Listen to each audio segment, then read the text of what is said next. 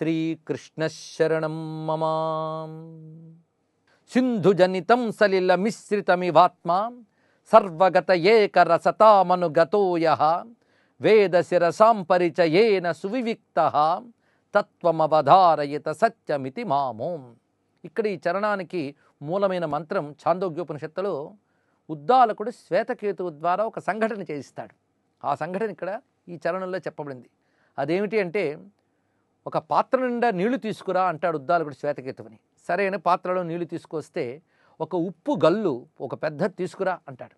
ఒక పెద్ద ఉప్పు రాయిని తీసుకురాగానే అందులో వేసి మూత పెట్టి పొద్దున కనబడి అంటాడు. ఇప్పుడు ఆ మూత తీయి అన్నాడు.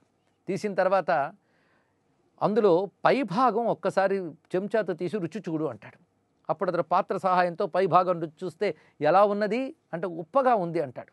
సరే మధ్యలోంచి తీసి రుచి చూడు అంటాడు. అప్పుడు కూడా ఉప్పగానే ఉందండి అన్నాడు. పోనీ ఆఖరి భాగం అట్టడుగు భాగంలో తీసి చూడన్నాడు. అప్పుడు ఉప్పగానే ఉంది. అంటే ఉప్పదనం మొత్తం అంతటా ఉన్నదా లేదా? ఉన్నది. అంతేగాని ఏదో ఒక చోట ఉన్నదా? లేదు. అయితే ఇదంతటా వ్యాపించిన ఉప్పదనాన్ని నువ్వు ఇప్పుడు అనుభవిస్తూ ఉన్నావే, అది ఎలాగైతే ఉప్పదనము నీరంతా కలిసిపోయి ఉన్నదో అదేవిధంగా ఈశ్వర చైతన్యం ప్రపంచమంతా వ్యాపించున్నది. ఇంత చక్కగా వివరించి చూపించాడు. బద్ధనయనో వన భువి ప్రతి విముక్త ప్రష్టముపలభ్య నగరం పునరవాప యద్గురుమతం పునరవాప నిజ బుద్ధ్యా తత్వమవధారయత సత్యమితి మామోం. చాలా చక్కటి చరణం ఇది. ఇది కూడా సాధకుడికి పనికొచ్చి, ఇదంతా సాధకుడికి పనికొచ్చే అంశములు. కాలక్షేపంగా వింటే అర్థం కాదు తత్వం. అది సాధన దృష్టితో వినాలి. ఇక్కడ అద్భుతమైన మాట చెప్తున్నాడు. బద్ధనయనో వన భువి ప్రతి విముక్త ప్రష్టముపలభ్య నగరం పునరవాప. ఇది కూడా చాందోగ్యంలో ఉన్న కథని 2 వాక్యాల్లో అందిస్తున్నారు నారాయణ తీర్థులు. ఈ కథ ఏమిటి అంటే, ఒక వ్యక్తిని గాంధార దేశం నుంచి ఎవరో కళ్ళకి గంతలు కట్టి ఎత్తుకుపోయి దూరంగా ఎక్కడో ఒక అడవిలో పడేసి వెళ్ళిపోయారు. పైగా కళ్ళకి గంతలు కట్టేశారు, చేతులకి కాళ్ళకి తాళ్లతో కట్లు కట్టి పడేసి వెళ్ళిపోయారు. ఇప్పుడు అతనికి ఏం చేయాలో తెలియలేదు. తన కళ్ళ గంతలు తాను విప్పుకోలేడు. తన చోట్లో తాను లేడని తెలిసిపోయింది. ఎక్కడో ఒంటరిగా ఉన్నాడని తెలిసింది. దానితో ఒక పని చేసేట ఏడవడం మొదలుపెట్టాడు. ఆ ఏడవడం మొదలుపెట్టిన తర్వాత ఎవరో అక్కడికి వచ్చి వీడెవడో ఏడుస్తున్నాడని ముందు కళ్ళ గంతలు కట్లు విప్పేసిన తర్వాత మరో కొత్త ఏడుపు మొదలైంది. ఏమిటంటే, నేను ఫలానా ఊరికి చెందినవాడిని, గాంధార నగరానికి చెందినవాడిని. ఆ నగరానికి ఎలా వెళ్ళాలి? ఇప్పుడు నేను ఎక్కడున్నానంటే నువ్వు ఫలానా అడవిలో ఉన్నావు. అయితే ఈ అడవి నుంచి నేను ఆ నగరానికి ఎలా వెళ్ళాలి అని అడిగట్ట. నాకు పూర్తిగా తోవ తెలియదు. కొంత దూరం వెళ్ళిన తర్వాత ఎవరినైనా అడుగన్నట్ట. అక్కడికి వెళ్ళిన తర్వాత గాంధార నగరానికి ఎలా వెళ్ళాలండి అని అడిగారు. అప్పుడు అతడు తెలుసుకుని వాళ్ళు చెప్పిన మార్గం ప్రకారంగా తెలుసుకుంటూ వెళుతూ తన నగరానికి తాను చేరుకున్నాడు. అదేవిధంగా జీవుడు తన స్వస్వరూపం ఏంటో తెలియక అజ్ఞానపు గంతలు కట్టుకుని చాలా దూరం వచ్చేసాడు జన్మల్లో పడిపోయి. అప్పుడు ఈ గంతలు విప్పి దారి చూపించి ఇలా వెళ్ళు అని చెప్పేవాడు తోడు ఒకటి కావాలి. ఆ తోడు వల్ల ఎక్కడికి వెళ్తున్నాడు? తనదైన చోటుకే తాను చేరుకుంటున్నాడు. అలాగే తనదైన ఆత్మతత్వం ఏంటో తనకు తెలియకుండా అజ్ఞానపు గంతల్లో ఉన్నటువంటి జీవుడికి గురువు ఆ విధంగా మార్గం చూపించే బాటసారి వలే సహకరిస్తాడు.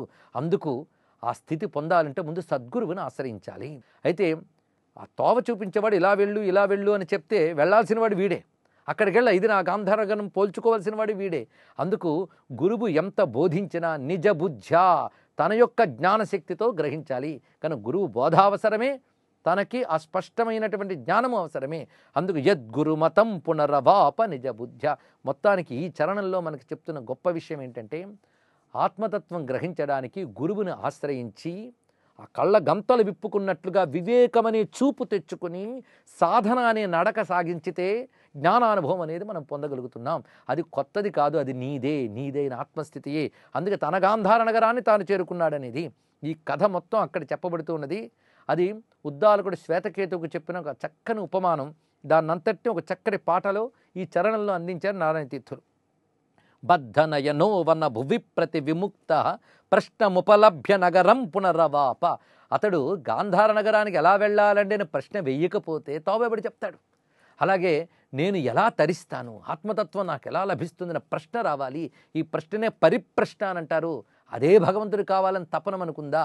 అది నిజంగా ఉంటే తద్విద్ధి ప్రణిపాతేన పరిప్రష్టేన సేవయా ఉపదేక్షంతి తే జ్ఞానం జ్ఞానినస్తత్వదర్శినః అని భగవద్గీతలో పరమాత్మ చెప్పినట్లుగా పరిప్రశ్న ఉండాలి.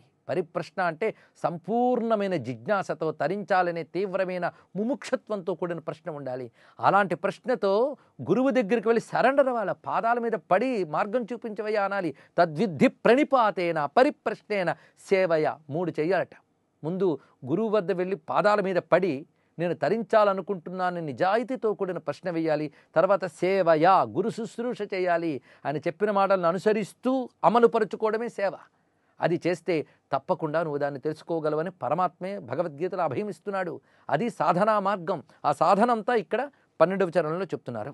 మొత్తానికి ఆ పరమాత్మని గుర్తించడానికి ఈ జీవితంలోనే వివిధమైన ఘట్టాలు ఉన్నాయి. అందుకే జాగ్రత్త స్వప్న సుషుప్తులు చెప్పడం మన నిత్యానుభవంలోంచి, అదేవిధంగా ఉప్పు నీరు ఉపమానాలు మన నిత్యానుభవంలోంచి, మన నిత్యానుభవంలోంచే నిత్యమైన తత్వాన్ని బోధిస్తున్నారు ఇక్కడ ఉపనిషత్కారుడు. యత్ర లయమేతి మన ఆది పరమాత్మన్ అన్యదను పశ్యతి న బంధుజన ఏషః సర్వ విలయేప్య విలయం యదవశిష్టం తత్వమవధారయత సత్యమితి మామోం. యత్ర లయమేతి మన ఆది పరమాత్మ. ఇక్కడికి చెప్పేటప్పటికల్లా మరణావస్థ సమీపించినప్పుడు ఎలా ఉంటుంది అని చూపిస్తున్నారు. ఆ సమయంలో మనస్సు మొదలైనవి కానీ పరమాత్మ లయమైపోతే చుట్టూ బంధుజనులు అడుగుతున్న ప్రశ్నలకు కూడా మనం సమాధానం చెప్పలేము అన్నాడు ఇక్కడ.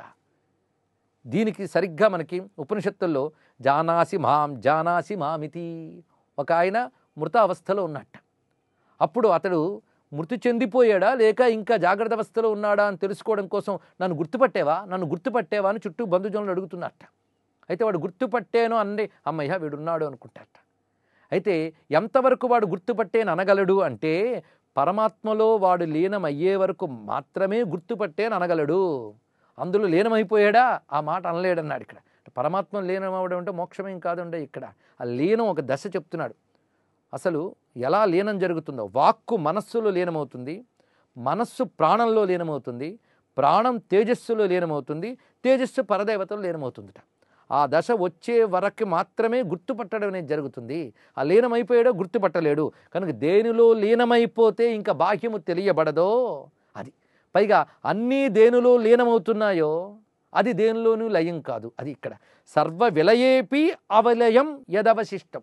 అన్నీ దానిలో లయమవుతాయి కానీ అది దేనిలో లయం కాదు. యదవశిష్టం, అన్నీ లయమైపోయినా ఏది మిగిలి ఉంటుందో అదే ఆత్మస్వరూపము, అదే నేను అని శ్రీకృష్ణుడు ఇక్కడ తెలియజేస్తున్నాడు.